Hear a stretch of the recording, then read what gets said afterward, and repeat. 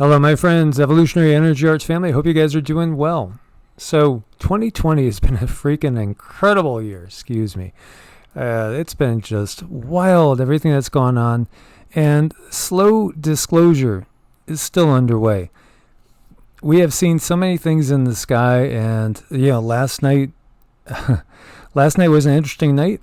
We were out and about and camping under the stars, and I saw myself at probably about 3 or 4 a.m. a huge triangular ship go overhead, which I would think is one of the government's, and it was big. It was really big, and I've seen those before, and we've seen so many things in the sky, I'll tell you. So check this out. Now, it's not ours. The government's denying knowledge of strange UFO over Japanese city. Kind of looks like a weather balloon, but the Japan Meteorological Agency denies it's theirs. It's not a bird, it's not a plane, and it's not an alien. Well, it's never an alien from planet Krypton or otherwise. Still the origin of a strange balloon-like UFO that appeared in the sky over the city of Sendai, Japan yesterday around 7 a.m. local time remains a mystery a full day after its sudden arrival. The object looked like a large white unmanned balloon attached to 2 crossed propellers, according to news reports. The UFO lingered in the sky, largely motionless, for several hours before drifting over the Pacific Ocean, where it was eventually lost as far as contact. So, what was it? Well, we don't know. Nobody's taken credit. Man-made objects? Very likely, but it doesn't mean that everything is man-made. We have 3 bright meteors, apparently meteors, disintegrating over Puerto Rico within 90 minutes. 90 minutes. And so it's just boom, boom, boom. And we've talked about the fact that there's been a lot of those lately, and some that do not look like typical meteors. Yeah, and there's so much space debris up there with, now we got Elon adding tens of thousands of satellites to whatever is up there already.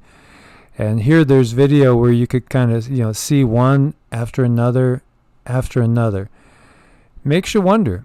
It really makes you wonder, what are we going to see in the future? Are we heading into an area where there's going to be bigger ones?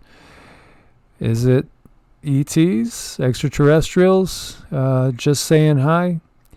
We have a shiny metallic meteorite, or something of that sort, something that fell from the sky in a loud explosion. The boom was heard 2 kilometers away, did create a crater, and it panicked local residents. And so this was up in India, and India seems to get a lot of these. It's interesting. That looks very metallic, very shiny, very manufactured. Is it another piece of something that was up in the sky and came back down to Earth? And again, is it ours? Is it the Russians? Is it the Chinese? Is it the Anunnakis? Or is it just something natural? Interesting. Even 3 hours after it hit the ground, the object was emitting heat, leading many to believe it may explode. It weighed 3 kilos and made an explosive sound at the time of the crash. So officials advised locals to stay away from the impact area. After it cooled down, it was put in a jar. The unidentified object is currently with police and under investigation. So as per geologists, it's a metallic meteorite. Very rare indeed, and most valuable. So, metallic meteorite, piece of space junk. Well, the verdict's still out. And we see there are billions of Earths in our galaxy. According to new research, there could be as many as 6 billion Earth-like planets orbiting stars in our galaxy. And our Milky Way galaxy has as many as 400 billion stars, with about 7% of them being G-type. That means less than 6 billion stars may have Earth-like planets in our galaxy. How many of those do you think have life on them? How many of those do you think, if we even go 50%, say 50% have life that started before ours, slightly before ours, maybe even just a couple thousand years, maybe 10,000 years, maybe 1 million or 2. Do they have advanced civilizations on them? I don't think we are alone. Actually, I should say, personally, I know we're not alone. But that's through personal experience, as I've shared with you guys. Surf's up, planets with oceans, likely far more common than we thought as well. So says Never a Straight Answer. And everything is coming out right now to let us know that, in my opinion, at some point in time, they're going to introduce somebody and say, hey, this is Joe the alien. I think we're going to have that in our lifetime. I think we're going to see acknowledgement that there's life out there, that life has been from there to visiting us here, and perhaps for millions of years when you get down to it. If you really, really look, the evidence is overwhelming. And of course, we view water as being absolutely essential to life, although there might be other forms of life out there that operate without water. You never know. But if water is a priority, well, they're saying it's far more common than we thought. All this is just part of disclosure. And here we see destructive course. U.S. seeks space superiority by making up threats, so says the Russian Foreign Ministry. Will it be Ronald Reagan's famous statement about all of us coming together? Maybe WW3 is about to break off. It's starting to break off. And then, oh my God, we're getting invaded. Oh my gosh, we're getting invaded. It's going to happen. Right? Project Bluebeam. Oh my gosh, yeah. I mean, it could be any of those things. As we said before, the story goes that Werner von Braun, who was the head of NASA, who was a Nazi scientist, on his deathbed, he said, they're going to say there's an alien invasion coming, but it's fake. So he must have, the word is he had a change of heart. He had to tell the public, don't worry, there really is not going to be alien invasion. It's all staged. And also the same thing with threats from asteroids.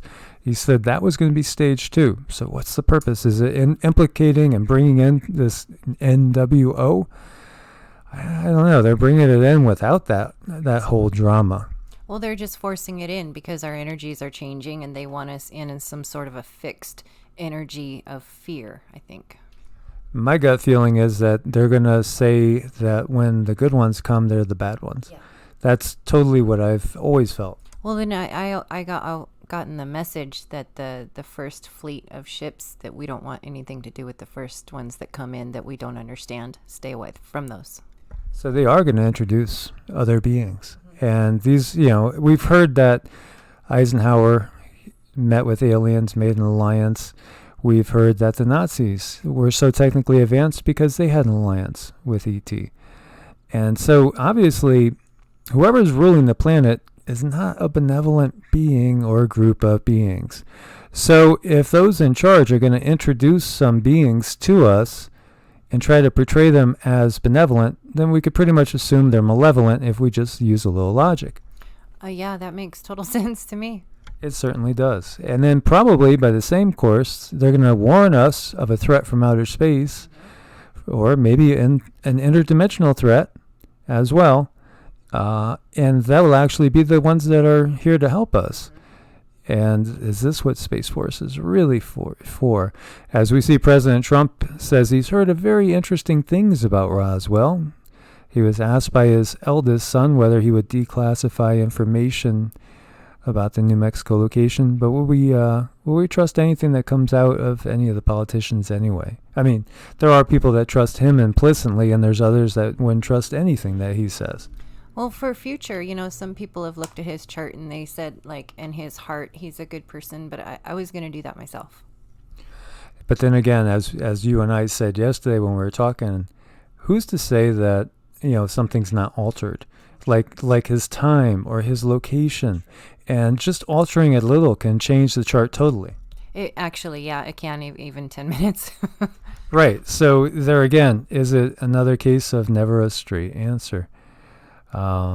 He did say, I won't talk to you about what I know about it, but it's very interesting. If only you knew. I know, but you don't know. Yeah, that's a fun game. Nanny, nanny, nanny. Nanner, nanner. Exactly. And here we have a breathtaking X-ray map of the universe that could revelize the future of astronomy. And, one of the things that hits me about it, and again, as above, so below, What if the entire universe is nothing but a single cell in something bigger? That's a big wow.